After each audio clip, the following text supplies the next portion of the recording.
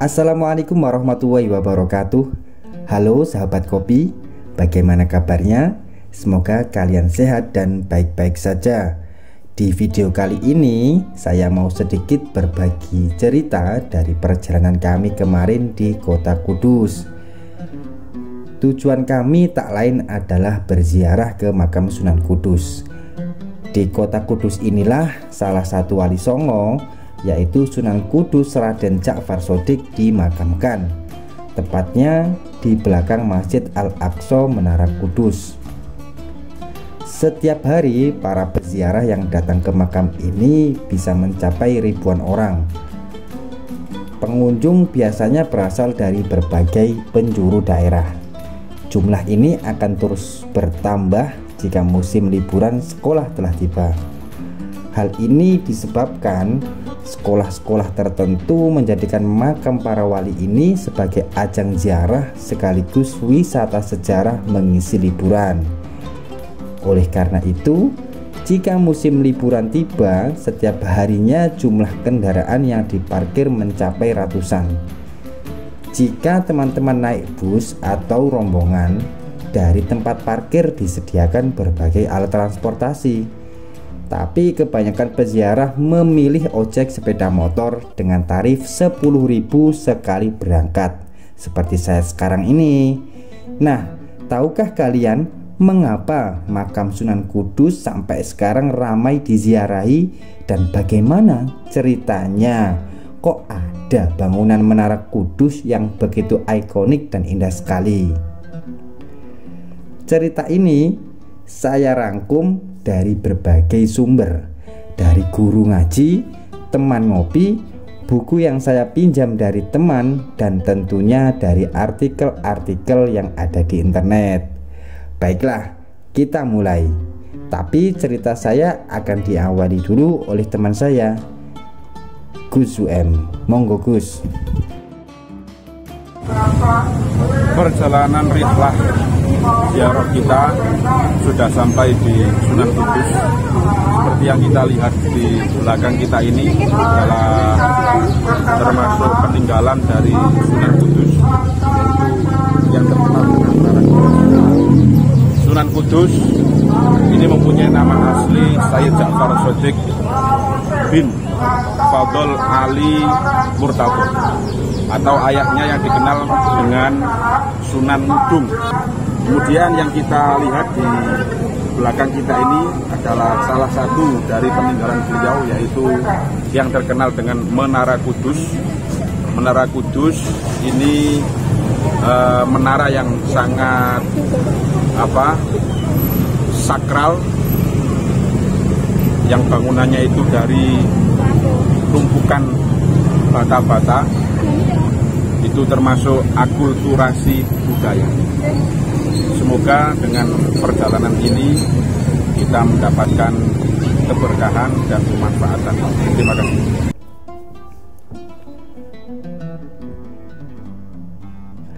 Menyambung dari cerita Gus UM, Sunan Kudus menjadi salah satu anggota Wali Songo yang menyebarkan agama Islam di tanah Jawa, tepatnya di daerah Jawa Tengah dan sekitarnya. Beliau lahir pada tahun 1400 Masehi. Sunan Kudus hidup di era kerajaan Hindu Jawa yang memasuki fase keruntuhan, dan agama Islam baru mulai menyebar di daerah Jawa pada saat itu. Sunan Kudus adalah anak dari Habib Utsman Haji, atau yang lebih dikenal dengan nama Sunan Ngudung. Ayahnya ini merupakan seorang menantu dari Sunan Ampel, sedangkan ibunya bernama Sarifah Ruhul atau Dewi Ruhil, yang merupakan adik dari Sunan Bonang. Menurut silsilah dari keluarga Sunan Kudus, beliau merupakan keturunan ke-10 lewat jalur Husain, yaitu putra dari pernikahan putri Nabi Muhammad, yakni Siti Fatimah dengan Sayyidina Ali. Sunan Kudus memiliki nama asli Ja'far Shodiq. Beliau mendapatkan gelar Raden karena ayahnya merupakan senopati atau panglima pada masa pemerintahan Kesultanan Demak. Beliau juga mendapat julukan sebagai Raden Amir Haji. Hal ini dikarenakan sewaktu naik haji, Sunan Kudus selalu mendapat peran sebagai pemimpin rombongan atau amir. Perjalanan naik hajinya ini cukup sering, sehingga nama Raden Amir Haji sangat dikenal oleh masyarakat kala itu.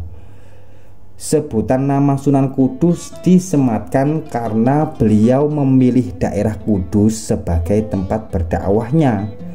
Sunan Kudus menetap dan berdakwah di daerah ini selama bertahun-tahun lamanya, sehingga masyarakat setempat kemudian memanggilnya dengan sebutan Sunan Kudus. Diketahui kalau Sunan Kudus memiliki toleransi beragama yang sangat tinggi. Beliau sangat menghargai agama lain yang ada di Pulau Jawa seperti Buddha dan Hindu. Pernah diceritakan kalau di masa awal berdakwah Sunan Kudus ada sebuah kejadian yang hingga saat ini masih sangat diingat oleh masyarakat kota Kudus. Jadi suatu hari beliau membeli sapi yang disebut dengan Kebo Gumarang. Sapi ini ukurannya sangat besar dan didatangkan langsung dari India menggunakan kapal. Konon katanya seperti itu. Sapi yang ukurannya besar ini tentu saja menarik perhatian masyarakat karena kandangnya tepat berada di pekarangan rumah yang bisa terlihat dari jalan. Di masa itu, masyarakat kota Kudus mayoritas beragama Hindu karena ajaran Islam baru mulai masuk pada saat Sunan Kudus datang ke sana. Masyarakat yang melihat Sunan Kudus memelihara sapi berukuran besar itu pun penasaran dengan apa yang akan dilakukan oleh sang pemilik. Dalam ajaran Hindu, sapi adalah hewan suci karena dianggap sebagai kendaraan yang digunakan oleh para dewa. Oleh karena itu, rasa penasaran mereka sangat tinggi dan membuat banyak orang berkerumun di depan pekarangan rumah Sunan Kudus setiap harinya. Sunan Kudus yang melihat hal tersebut akhirnya keluar dari rumah dan mengatakan kalau sapi yang ada di pekarangannya adalah peliharaannya.